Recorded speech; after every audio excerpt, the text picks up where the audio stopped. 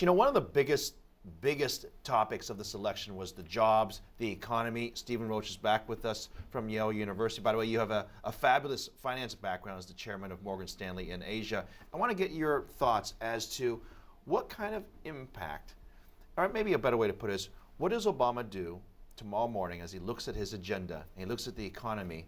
What's he going to do now? He's got to put the spin books away, Phil, and really do a gut check on what it's going to take to get the economy going. He's been talking up the economy as any incumbent would do, and I don't blame him for that at all. But it's a tough economy. It's growing anemically. The unemployment rate is too high, and we've got this fiscal cliff right around the corner. And the president's, he's been on the campaign trail. He has not been attentive to these issues. He's got to face them tomorrow morning. Two things.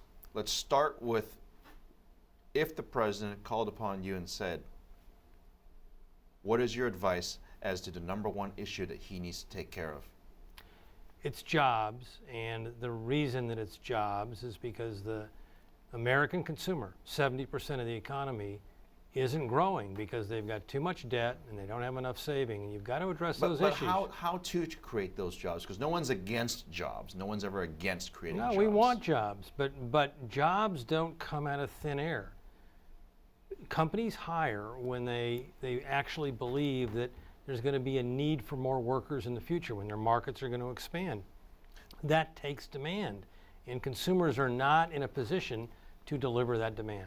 The second point you brought up was the fiscal cliff. I mean, this is an extremely important issue to both Democrats and Republicans, and there was some talk that if the president were to get reelected, which it appears to be so now, that Republicans perhaps might take a softer approach on the fiscal cliff. Just for our viewers around the world, the fiscal cliff is the automatic spending cuts of $600 billion or more that would automatically take place without a deal. Plus the tax increase. Plus the tax increase. Right. Now, what do we do about the fiscal cliff going forward now?